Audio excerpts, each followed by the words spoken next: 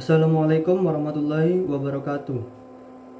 Alhamdulillahirrahmanirrahim. Assalatu wassalamu ala asrofil anbiya'i wa mursalin wa ala alihi wa sahbihi ajmain. Amma ba'du. Yang terhormat kepada Bu Yeni Susanti MA selaku dosen pengampu sejarah peradaban Islam. Perkenalkan, saya Hafiz Ardiansyah, NPM 21510402448, MBSF.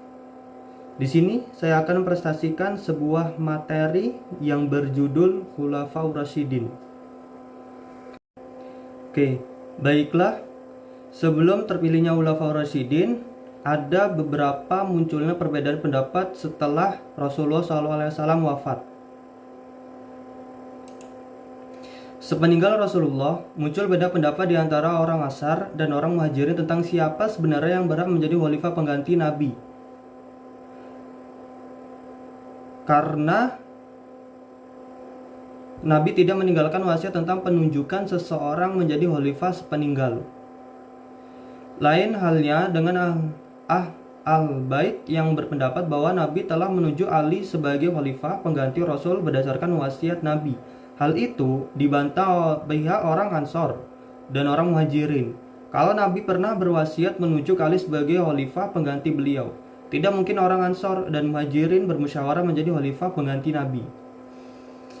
Abu Bakar yang ditunjuk menjadi khalifah pengganti Nabi berdasarkan musyawarah yang diadakan di Syakifah Bani Saidah antara orang Ansor dengan orang Muhajirin, mendapatkan baiat dari mayoritas umat Islam, tetapi tidak dari Ali bin Abi Thalib kecuali 6 bulan kemudian. Penunjukan Abu Bakar sebagai khalifah dapat menyelamatkan umat Islam dari krisis yang sangat genting. Karena muncul orang murtad, nabi palsu, dan yang enggan membayar zakat, Abu Bakar bertindak tepat memerangi mereka sampai kembali kepada kebenaran. Itu sebabnya Abu Bakar dikenal sebagai khalifah penyelamat negara Islam. Umar bin Khattab yang dipilih sebagai khalifah mengganti Abu Bakar melakukan pembenahan administrasi negara, pembentukan lembaga kehakiman, baitul mal, lembaga kepolisian, lembaga pertahanan negara dan memperluaskan wilayah Islam ke front timur dan barat. Sehingga dia dikenal sebagai khalifah yang sukses membenahi administrasi pemerintahan Islam. Kemudian Utsman bin Affan yang dipilih sebagai khalifah pengganti Umar mengganti para pejabat yang diangkat Umar, kecuali Muawiyah di Syria. Membubarkan Dewan Baitul Mal, memperjualbelikan tanah negara mengakibatkan munculnya kerusuhan-kerusuhan. Akibat rakyat berjalan kaki dari Mesir, Kufah dan Basra menuju ibu kota negara Madinah menuntut Utsman meletakkan jabatan. Kalau tidak mampu memperbaiki keadaan, akhirnya para pemberontak terlanjur membunuh Khalifah Utsman.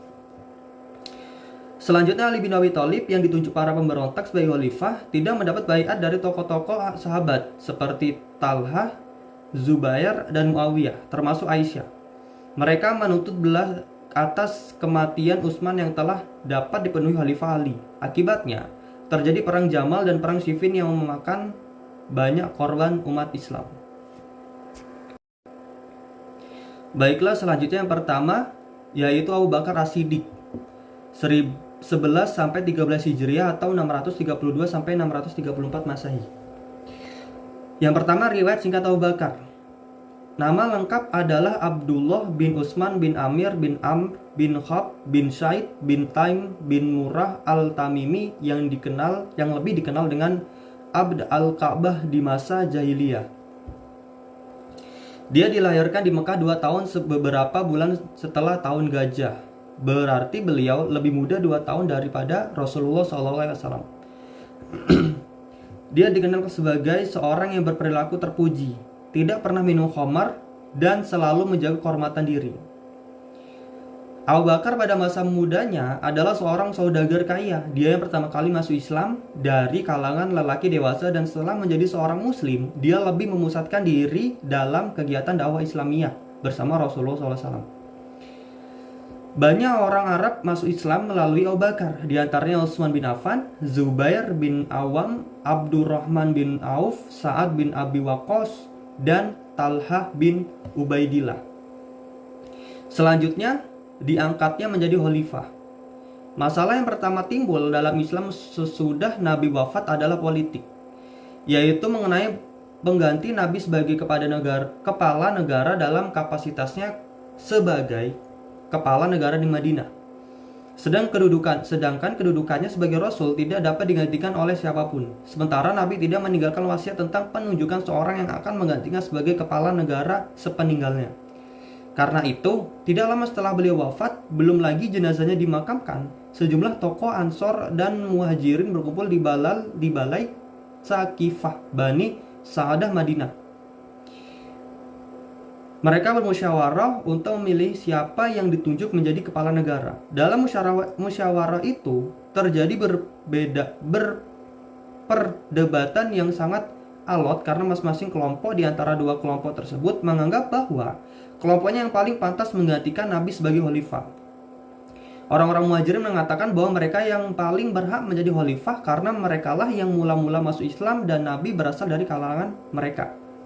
Sementara orang-orang Ansor menyebutkan mereka pula yang paling berhak karena merekalah yang telah membantu dan melindungi Nabi dari serangan kaum Quraisy pada waktu hijrah ke Madinah. Abu Bakar mengusulkan agar pemimpin baru itu dijabat oleh orang Muhajirin dan wakilnya dari kaum Ansor. Tetapi orang Ansor menolak usul itu. Mereka mengusulkan agar diangkat dua orang pemimpin dari dua kelompok itu.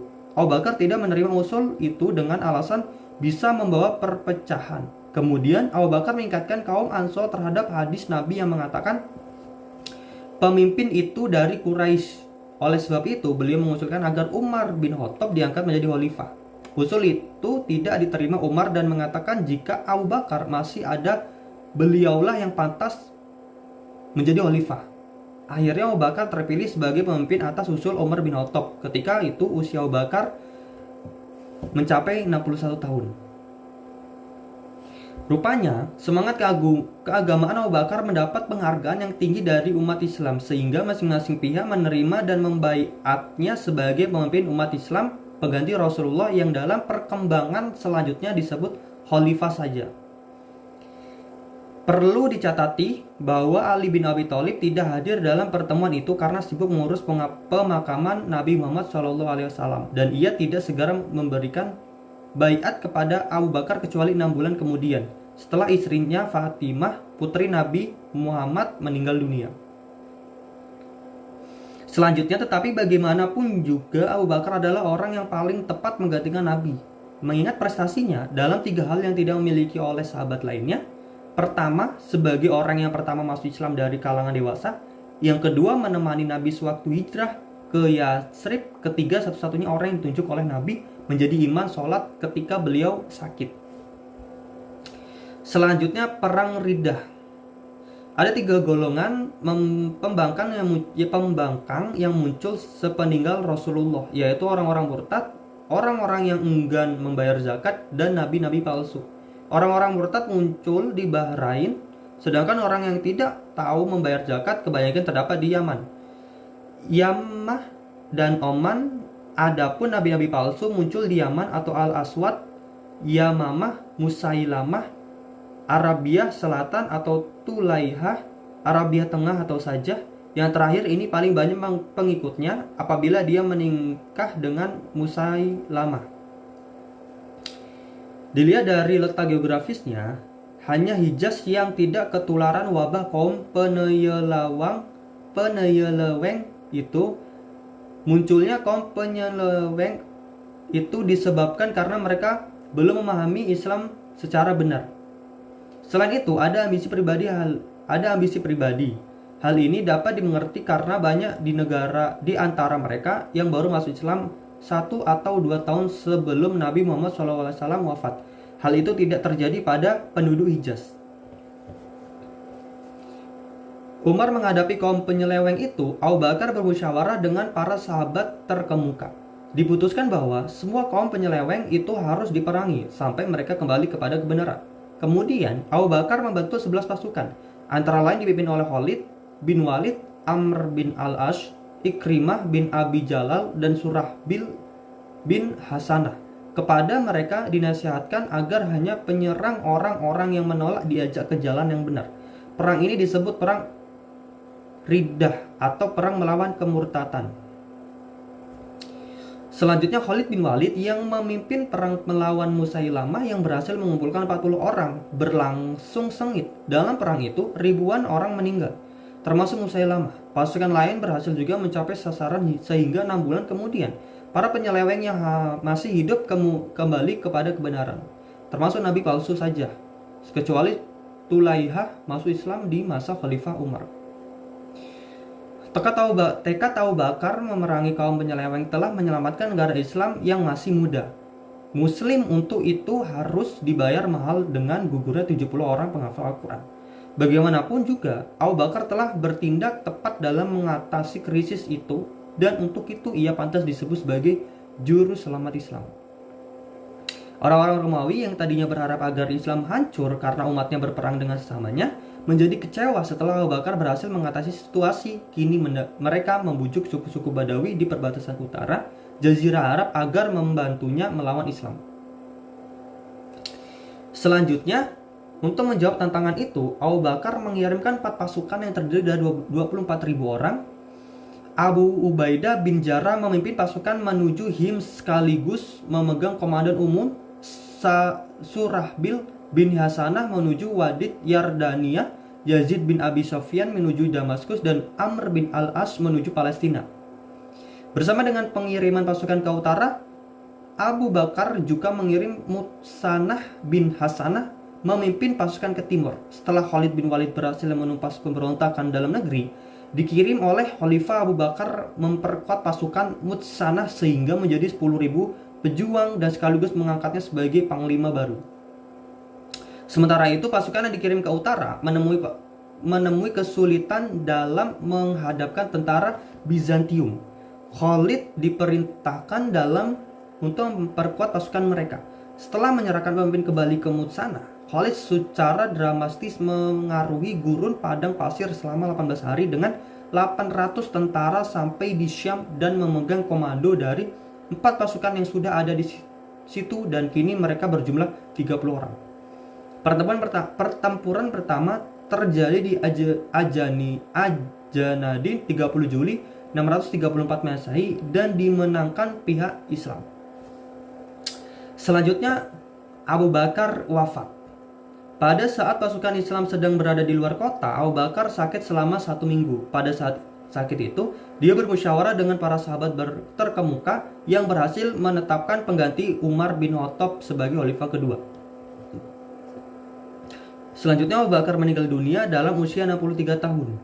Beberapa bulan setelah memerintah selama 2 tahun beberapa bulan.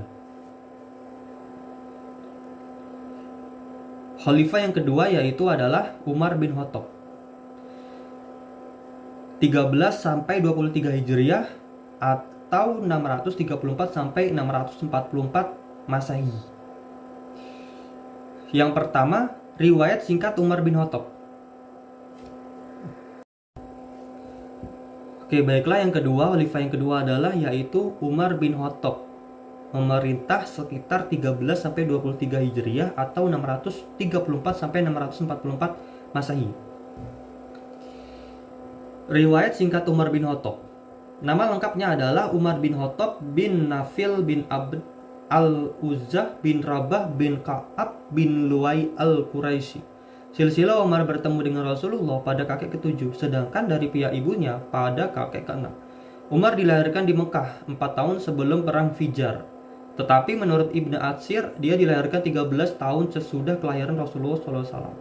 Hal ini berarti beliau lebih muda 13 tahun dari Nabi Muhammad SAW. Dia fasih berbicara, tegas dalam menyampaikan pendapat dan membela yang hak.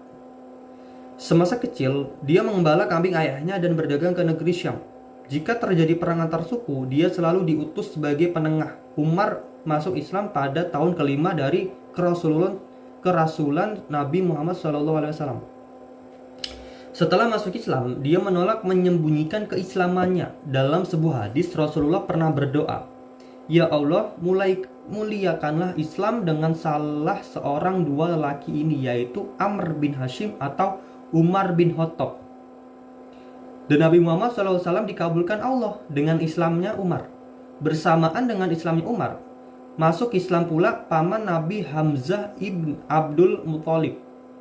Sebelum masuk Islam, Umar dikenal paling gigih menantang dakwah Nabi ketika disampaikan kepadanya adiknya Fatimah beserta suaminya telah masuk Islam. Dia sangat marah dan pergi ke tempat adiknya dengan emosi yang meluap-luap dan menampar adiknya yang sedang belajar Al-Quran dan membaca pangkal surah Toha. Tetapi dia kemudian terharu dengan bacaan ayat Al-Quran tersebut. Karenanya dia menemui Nabi untuk menyatakan diri masuk Islam. Sewaktu hendak meninggalkan Makkah berhijrah ke Madinah, dia melewati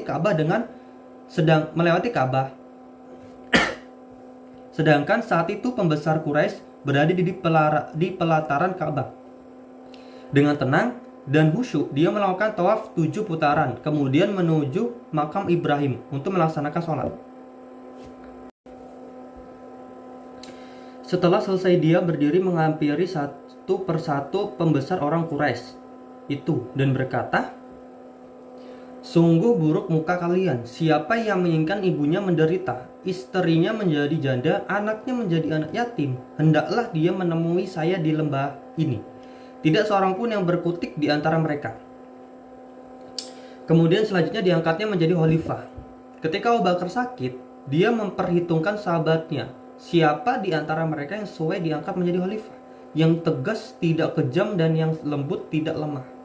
Dia mendapatkan kriteria pilihannya itu di antara dua sahabat, yaitu Umar bin Khattab dan Ali bin Abi Thalib. Tapi kemudian pilihannya jatuh kepada Umar. Ketika pilihannya jatuh kepada Umar, dia pun mengundang para sahabat untuk bermusyawarah perihal pilihannya itu. Abdurrahman bin Auf meminta pendapat Abu Bakar agar mengemukakan alasannya memilih Umar. Abu Bakar berkata, dia adalah seorang yang berhati lembut. Abdurrahman berkata, "Demi Allah, dia lebih utama dari yang kau kira." Kemudian Abu Bakar mengundang Utsman dan berkata, "Ceritakan kepadaku penilaianmu kepada Umar." Utsman menjawab, "Sungguh pengetahuanku bahwa hatinya lebih baik dari apa yang ditampakkan oleh perilaku anggota badannya. Di tengah kita, dia tidak ada duanya." Kemudian Abu Bakar meminta pendapat Asyid bin Hudai al-Ahsari dan mengajak musyawarah Sa'id bin Zaid dan yang lain dari kalangan Muhajirin dan Ansor tentang penilaian mereka terhadap Umar. Ternyata semuanya menyajungnya. Setelah Abu Bakar musyawarah dengan mereka, lalu beliau pun memanggil Utsman bin Affan untuk menuliskan bahwa Umar adalah pengganti dirinya menjadi khalifah nanti. Berikut ini adalah teks pernyataannya. Bismillahirrahmanirrahim. Ini adalah pernyataan Abu Bakar, khalifah penerus kepemimpinan Muhammad Rasulullah SAW. Saat dia mengakhiri kehidupan di dunia dan saat dia memulainya kehidupan di akhirat dalam keadaan mempercayai oleh orang kafir dan ditakuti oleh orang durhaka. Sungguhnya aku mengangkat Umar bin Khattab sebagai pemimpin kalian, bahwasannya dia adalah orang baik dan adil. Hal ini sejauh pengetahuan dan penilaian diriku tentang dia. Bila mana ternyata di kemudian hari dia seorang pendurhaka dan zalim, sungguh aku tidak pernah tahu akan hal yang bersifat ghaib. Sungguh aku bermaksud baik dan segala sesuatu yang tergantung atas apa yang dilakukannya. Dengan demikian, penetapan Umar sebagai khalifah ditulis pada suatu piagam pengangkatan. Pengangkatan Umar ini bermaksud untuk mencegah kemungkinan terjadinya perselisihan dan perpecahan di kalangan umat Islam di kemudian hari. Kebijakan Abu Bakar tersebut ternyata diterima masyarakat dan mereka secara beramai-ramai membaiat Umar sebagai khalifah kedua dalam usia 53 tahun. Kemudian Umar memperkenalkan istilah Amirul Mukminin atau komandan orang-orang yang beriman, bukan khalifah. Yang pertama sekali dilakukan Umar setelah diangkat menjadi khalifah adalah memecah Khalid bin Walid dari jabatannya sebagai komandan 4 pasukan di utara dan menyerahkannya kembali kepada komandan semula Abu Ubaidah bin Jarrah. Tentang pemecatan ini, Umar menyatakan orang terdahulu mengungkapkan Khalid dan ini bisa berbahaya. Perluasan wilayah bagian udara. Abu Ubaidah melanjutkan peperangan yang dimenangkan Khalid di Ajnadin. Sasaran berikutnya adalah Damaskus, ibu kota Syria. Kota ini dikepung selama 6 bulan dan akhirnya menyerah. Untuk membalas kekalahan Romawi di Damaskus,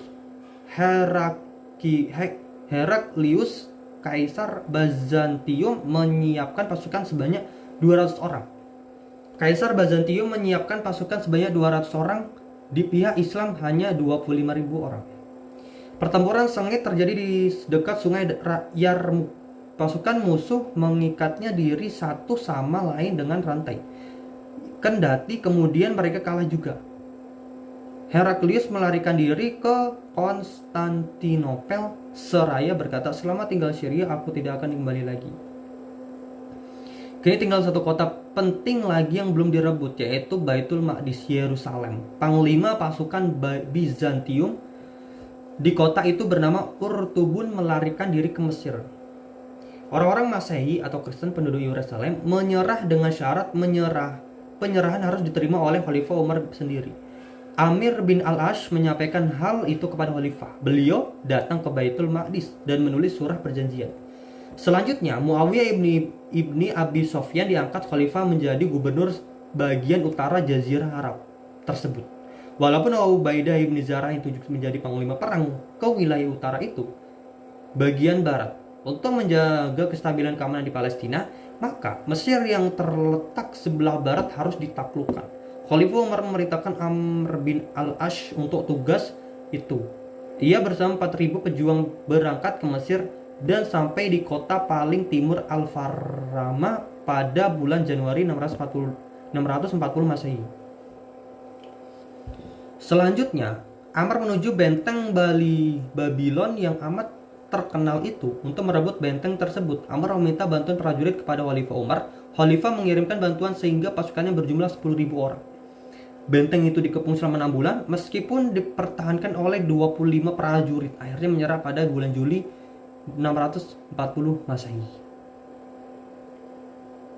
Sasaran utama berikutnya adalah Alexander, kota terindah kedua saat itu setelah Konstantinopel, ibu kota Bizantium.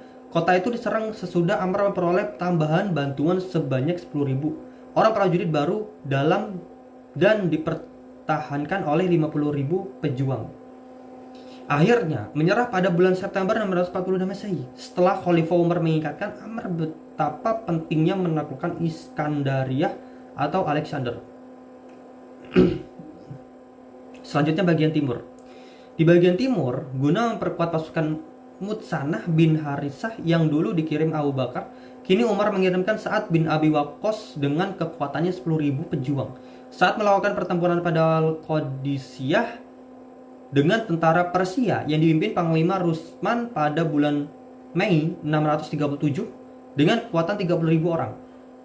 Dalam perang itu, Rusman terbunuh membuat pasukannya kucar-kacir. Kaum muslimin mendapat harta rampasan yang banyak. Saat selanjutnya adalah Al-Madain, ibu kota kerajaan Persia, dan berhasil merebutnya pada bulan Juni 637 Masehi. Kisra Yazdajir III, Maharaja Rusia Persia terakhir melarikan diri dengan terjatuhnya Al-Madain, kerajaan Persia yang didirikan tahun 226 Masehi itu mendekatkan kehancuran. Selanjutnya, mengatur administrasi negara. Karena perluasan wilayah terjadi dengan cepat, Umar segera mengatur administrasi negara dengan mencontoh administrasi yang sudah berkembang terutama di Persia. Pemerintahnya diatur menjadi 8 wilayah provinsi: Mekah, Madinah, Syriah, Jazirah, Basrah, Kufah, Palestina, dan Mesir.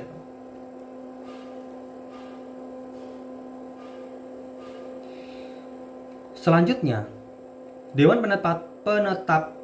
penetapkan tunjungan untuk berdasarkan cepat lambatnya seorang masuk Islam dan kegiatannya dalam perang. Tunjukkan tertinggi diperoleh istri Nabi, Aisyah, sebanyak 12.000 dirham.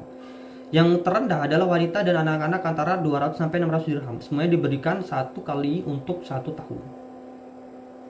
Sungguh Umar menjadi kepala negara dari suatu negara terbesar saat itu, tetapi ia tetap hidup sederhana. Ia hanya memiliki sehelai kemeja dan sebuah mantel serta tidur di atas sedaunan korma. Ia dikenal adil dan bijaksana sehingga para sejarawan sepakat menyebutnya khalifah yang terbesar sesudah Nabi. Yang selanjutnya, perkembangan peradaban Islam. Pembukuan Al-Quran. Penulisan ayat-ayat Al-Quran sudah dimulai semenjak masa Rasulullah. Setiap kali penerima wahyu, Nabi selalu memecahkan dan mengajarkan kepada para sahabat serta memerintahkan mereka menghafalnya. Rasulullah juga mempunyai sekretaris penulis wahyu. Di antara mereka adalah sahabat Abdullah bin Abbas, Zaid bin Sabit, Muawiyah bin Abi Sufyan. Kepada mereka diberitakan Nabi menulis wahyu yang baru saja diterimanya. Mereka menulis pelan-pelan di kurma, lempengan-lempengan batu, dan kepingan-kepingan tulang. Rasulullah memberi nama surah juga urutan-urutan tertib ayatnya sesuai dengan petunjuk Allah Subhanahu wa taala.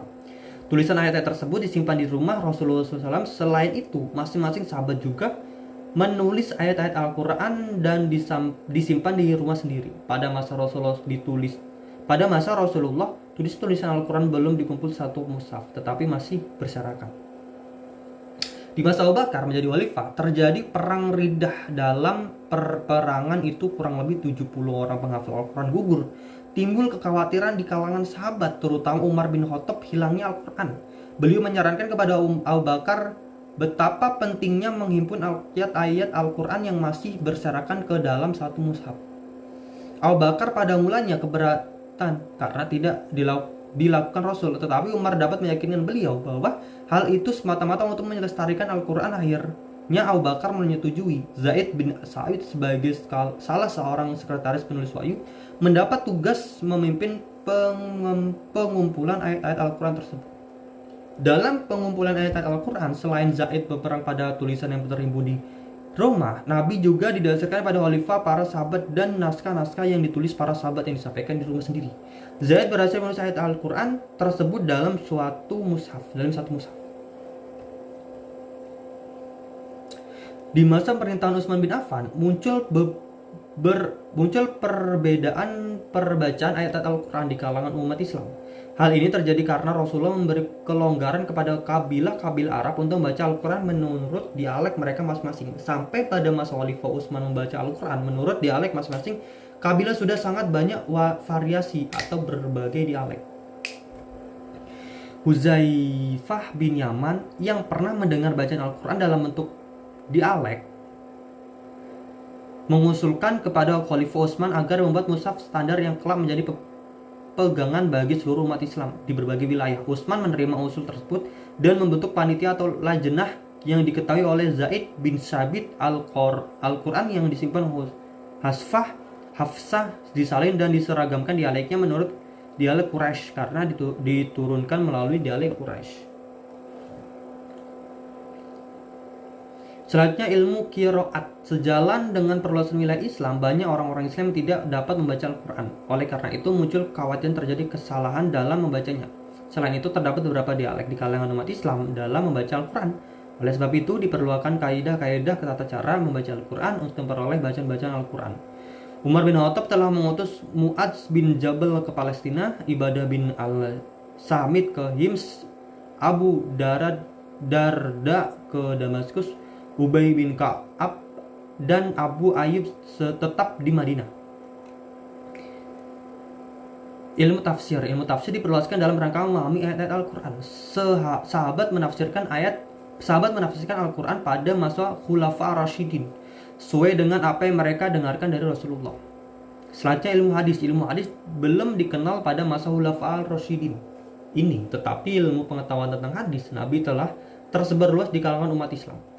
Kemudian ilmu nahwu lahir di berkembangan di Basrah dan Kufah karena di dua kota-kota tersebut tinggal kabilah Arab yang berbicara dengan bermacam dialek bahasa.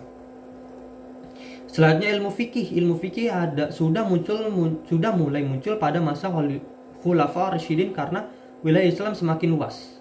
Semakin banyak permasalahan yang dihadapi umat Islam yang memerlukan ketetapan hukum.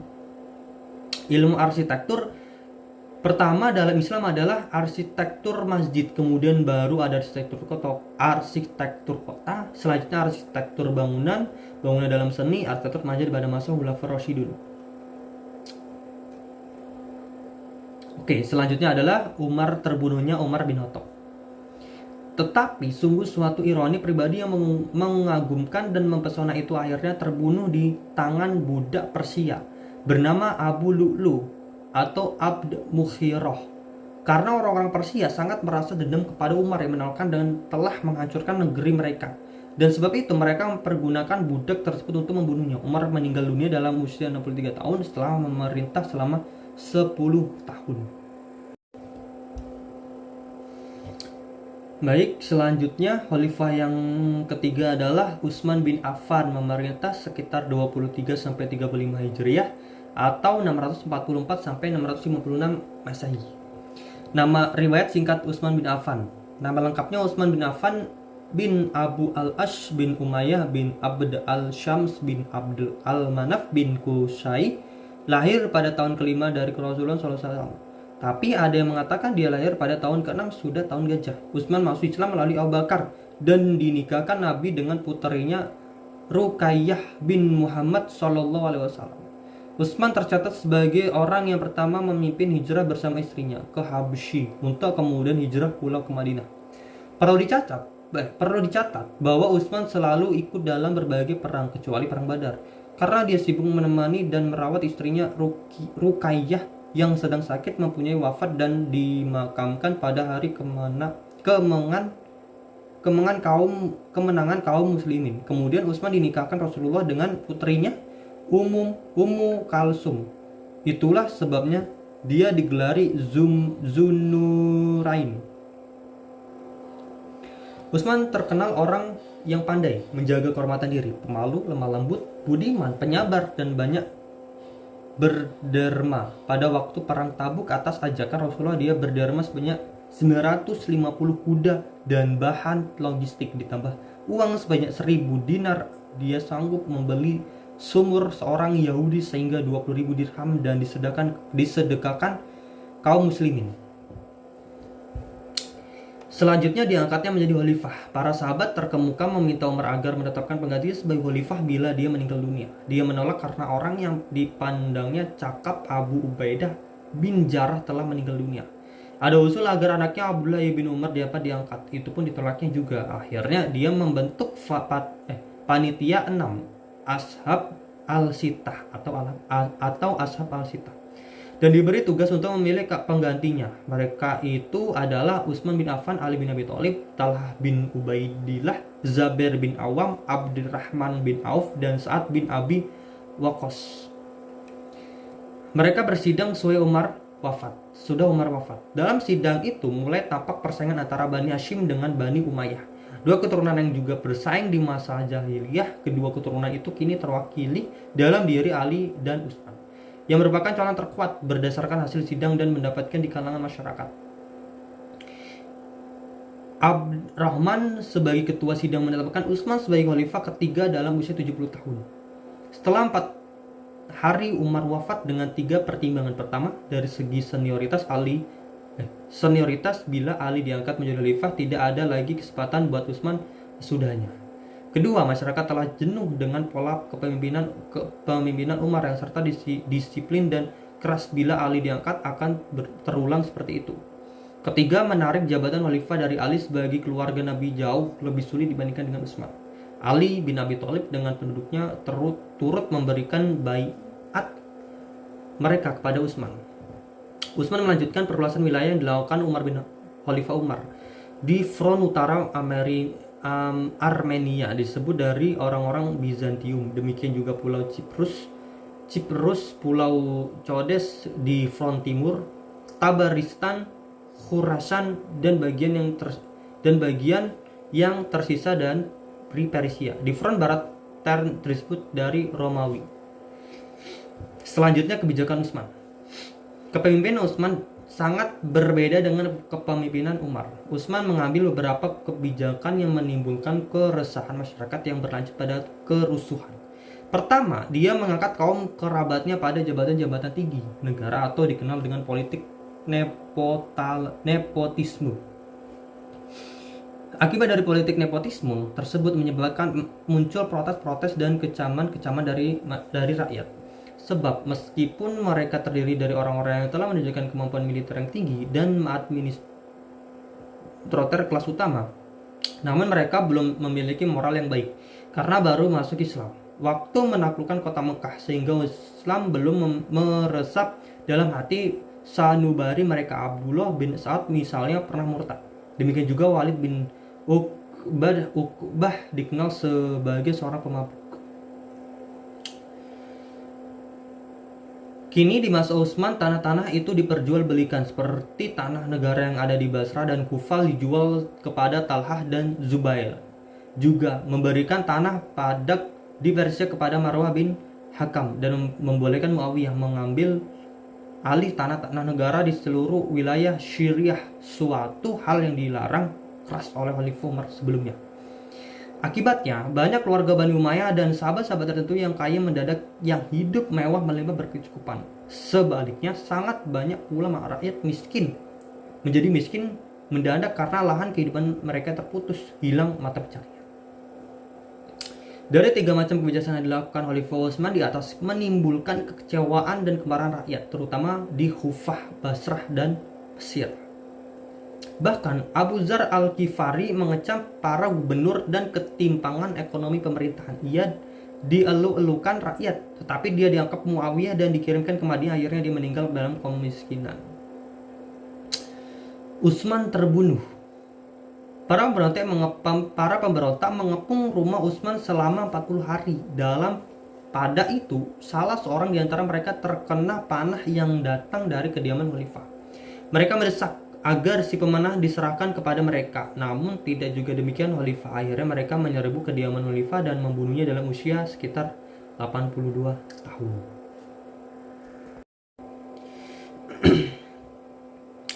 Khalifah selanjutnya atau yang terakhir adalah Ali bin Abi Thalib, memerintah dari tahun 35 sampai 40 Hijriah atau 656 sampai 661 Masehi. Riwayat singkat Ali bin Abi Thalib. Nama lengkapnya adalah Ali bin Abi Thalib bin Abd al-Muttalib bin Hashim bin al-Manaf bin Lu'ay bin Hilab bin Qusay. Dia dilahirkan di Mekah 10 tahun sebelum kerasulan Nabi Muhammad SAW. Ibunya bernama Fatimah binti Asad bin Hashim bin Abna Hanaf. Abu Thalib dikenal mempunyai banyak anak. Ketika Makkah dilanda paceklik, Rasulullah mengajak pamannya Abbas untuk bersama-sama meringankan beban Abu Thalib dengan mengasuh sebagai di antara anaknya. Mereka perlu mendatangi Abu Thalib untuk menawarkan bantuan kepadanya. Tawaran tersebut diterima Abu Thalib. Abbas mengambil Ja'far dan Rasulullah mengambil Ali. Ali adalah orang pertama yang masuk Islam dari kalangan anak-anak. Pada saat itu umurnya beliau segenap berusia 13 tahun. Ali adalah orang yang tidur di tempat Nabi. Waktu malam beliau hijrah dari Makkah ke Yatsrib dan menyusul Nabi ke Yatsrib setelah menunaikan segala amanah yang dipercaya Nabi kepadanya. Ali dinikahkan Nabi dengan putrinya Fatimah binti Muhammad SAW pada tahun ketiga Hijriah. Saat itu usia Ali 26 tahun dan dari hasil pernikahan itu mereka dikaruniai Allah Ta'ala 2 orang putra, yaitu Hasan dan Husain. Ali bersama Rasulullah turut dalam semua perang. Ali terkenal ahli menunggang kuda dan sebagai seorang pemberani. Abu Bakar dan Utsman telah menjadikan Ali sebagai anggota musyawarah dalam berbagai urusan penting. Pengingat Ali adalah seorang faqih dalam agama, disampaikan sebagai orang yang cerdas. Selanjutnya diangkatnya menjadi khalifah. Kaum memberontak menguasai Madinah dan orang-orang Bani Umayyah banyak yang meninggalkan ibu kota itu. Di antaranya Marwah bin Hakam yang berhasil menyelundup baju Utsman yang berlumuran darah ke Makkah. Kaum berontak mendesak Ali supaya bersedia diangkat menjadi khalifah, tetapi ditolaknya dan dia menegaskan bahwa masalah itu bukanlah urusan mereka. Tetapi urusan para pejuang yang perang Badar, mana Talhah, Zubair, dan mana Sa'ad, tanya Ali kepada mereka. Karena ditolak Ali, mereka kemudian meminta kesediaan Sa'ad bin Abi Waqqas dan Abdurrahman bin Auf, tapi masing-masing dari mereka juga menolak. Kaum berontak kembali mendesak Ali supaya bersedia diangkat menjadi khalifah. Ali akhirnya menerima jabatan itu dan dengan ketentuan dia diberi kesempatan memerintah sesuai dengan Kitabullah dan Sunnah Rasul. Ia mengaku jabatan khalifah itu mulai 24 Juni 656 Masehi atau tahun 35 Hijriah dalam usia 58 tahun. Tidak seorang pun di antara khalifah terkemuka yang sanggup menerima jabatan khalifah dalam menghadapi suasana pancaroba seperti itu. Tetapi juga mereka tidak mau memberikan baiat kepada Ali seperti Sa'ad bin Abi Waqqas, Abdullah bin Umar, Zaid bin Sabit, dan Abu Sa'id Al-Khudri. Dari fakta di atas membuktikan bahwa Ali tidak mendapatkan pengakuan dari beberapa sahabat penting di Madinah, ditambah lagi dari penduduk wilayah Syam. Maka tidak mengherankan kalau dikatakan bahwa pemerintah Ali inilah yang paling tidak stabil. Dia hadapkan pada konflik berkepanjangan dari awal sampai akhir pemerintahan beliau. Konflik dengan Aisyah, Muawiyah, dan dengan bekas anak buahnya Khawarij. Menurut Al-Khudribik, yang menjadi penyebab utama tidak stabilnya keadaan di masa pemerintahan Ali, karena Ali tidak terlalu percaya diri dan memandang banyak mendapatkan saja yang benar. Hampir tidak ada atau jarang dia bermusyawarah dengan orang-orang besar Quraisy dalam urusan penting sekalipun. Malahan ia terlalu keras terhadap orang-orang besar Quraisy itu. Selanjutnya, Maha Guru itu berkata membandingkan Umar yang keras dengan Ali yang keras. Umar dahulu keras, tetapi dia didukung rakyat. Ali bertindak keras, tapi rakyatnya menentangnya. Karena Umar selalu bermusyawarah, sedangkan Ali tidak. Pernah Talha dan Zubair mencelah sikap Ali yang seperti itu. Dan Ali menjawab, apakah yang tidak saya ketahui sehingga saya harus bermusyawarah? Selanjutnya, kebijakan Ali.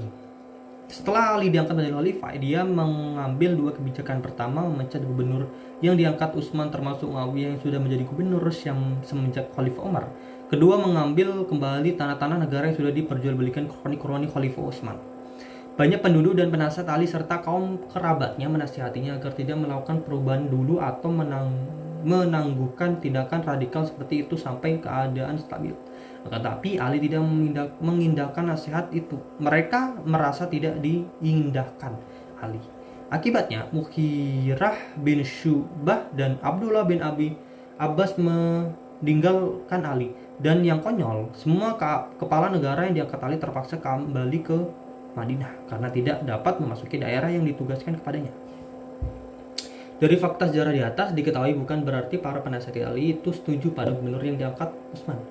Mereka pun tidak akan membiarkan pejabat-pejabat yang berbuat aniaya di masa Utsman bekerja terus, tetapi menunggu waktu stabil. Kemudian baru dipecat. Akibatnya tindakan Ali itu, dia kehilangan dukungan dari sahabat-sahabat karibnya. Jika pemuka-pemuka Quraisy seperti Abdullah bin Abbas tidak lagi mendukung Ali, apalagi Muawiyah tentu memusuhinya lagi. Konflik dengan Aisyah atau Perang Jamal. Saat rumah Utsman dikepung oleh pemberontak, Aisyah meninggalkan Madinah menuju Mekah.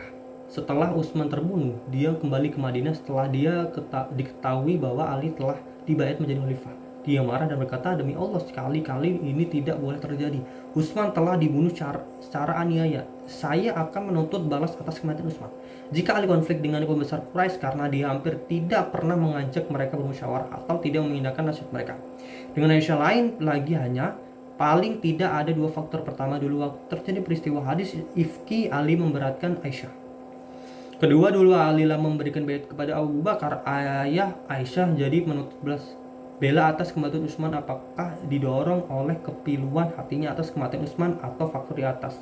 Hal itu menjadi sebuah teka-teki. Aisyah kembali ke Mekah sementara Talha dan Zubair yang telah mendapat izin Ali meninggalkan Madinah untuk melakukan umrah, berangkat ke pulau Mekah dan menggabung dengan Aisyah menentang Ali. Di Makkah juga telah berkumpul orang-orang pemerintah di masa Utsman seperti Marwah bin Hakam atau menantu dan sekretaris Utsman. Abdullah bin Amir, gubernur Basrah yang dipecat Ali, kini mereka semua bergabung dengan Aisyah. Aisyah menentang Ali karena dia menginginkan anak saudaranya Abdullah bin Zubair atau putri Zubair yang sedang bergabung dengannya diangkat menjadi khalifah. Dan Abdullah bin Zubairah yang mendorong Aisyah melanjutkan perjalanan karena dia pun berambisi menjadi khalifah. Tidak salah kiranya kalau dikatakan Aisyah diperalat oleh Abdullah bin Zubair untuk mencapai tujuan pribadinya. Untuk membuktikan betapa besar ambisi Abdullah bin Zubair menjadi khalifah, dia mendorongnya melakukan peperangan dan dapat dilihat meskipun dia gagal memperoleh Perang Jamal, tetapi diperjuangkan setelah Husain wafat. Pada masanya pemerintah Sa'ad bin Muawiyah, dia mengumumkan dirinya sebagai khalifah. Sementara Aisyah, walaupun dia mengangkat anaknya saudara sekaligus anak angkat itu menjadi khalifah dan menuntut bela atas kematian Utsman.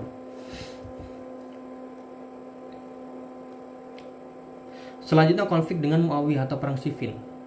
Konflik Ali yang paling lama bahkan membawa kepada kematian adalah dengan Muawiyah. Ketika Ali diangkat menjadi khalifah, Muawiyah sudah menjabat menjadi gubernur Syam selama 22 tahun. Bukan saja semenjak Khalifah Utsman, tetapi sudah semenjak Khalifah Umar. Riwayat singkat Muawiyah dapat dikatakan bahwa dia sebagai keturunan Bani Umayyah, masih satu keturunan dengan Utsman bin Affan.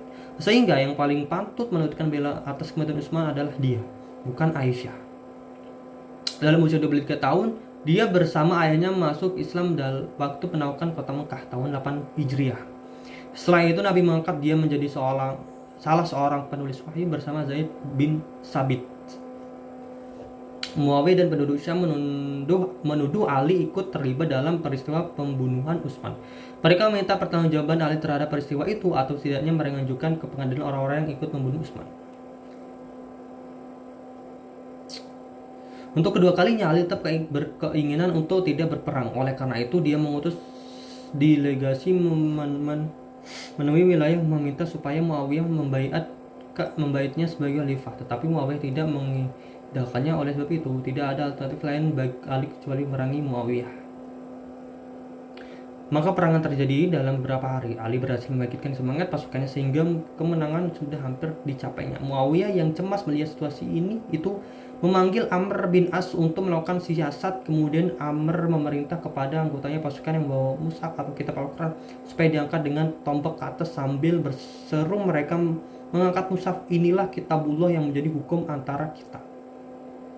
Sebagai pasukan Ali yang dilihat hal itu memintakan menghentikan perang, tetapi ditolak Ali sambil menegaskan bahwa itu tipu muslihat Muawiyah karena dia sudah mengenal Muawiyah dan Amr sejak kecil.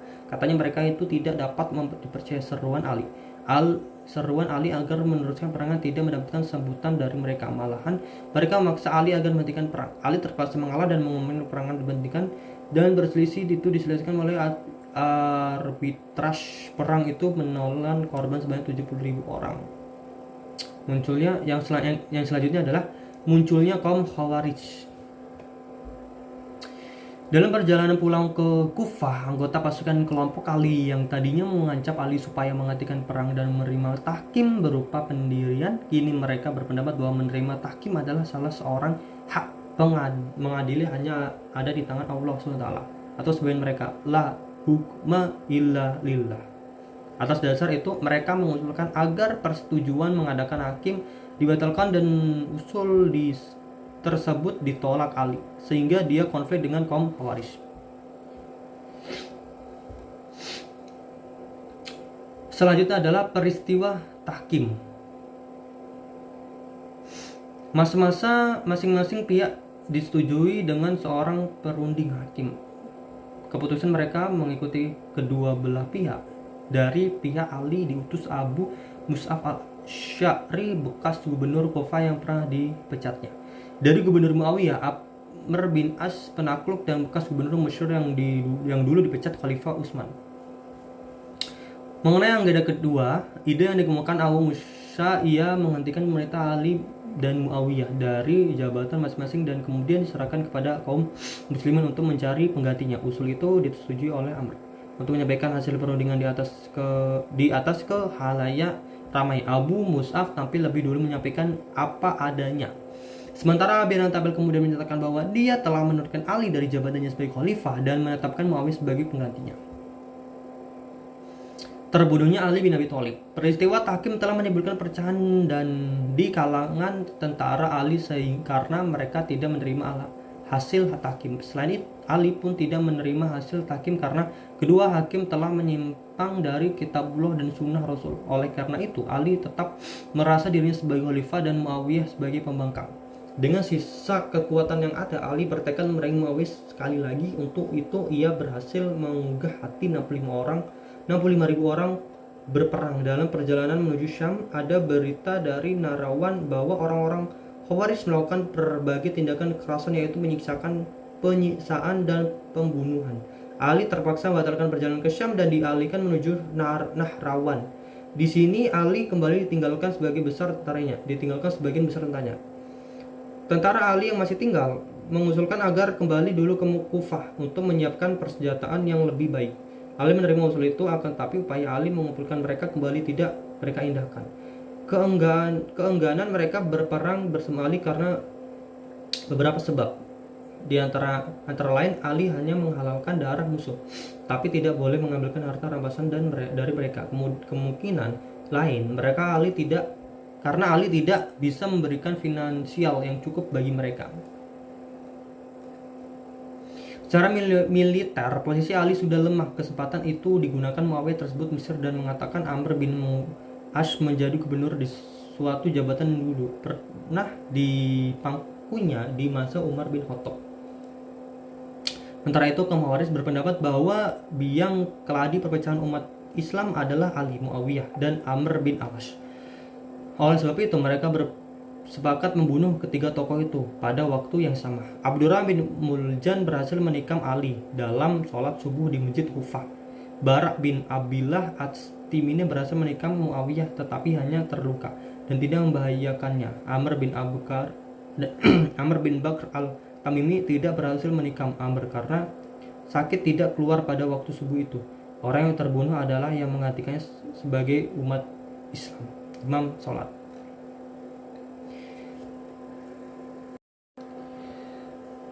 Baiklah, itu saja presentasi atau penjelasan dari saya. Kurang dan lebihnya saya mohon maaf. Kepada Allah saya mohon ampun. Saya akhiri, wabillahi taufiq wal hidayah. Wassalamualaikum warahmatullahi wabarakatuh.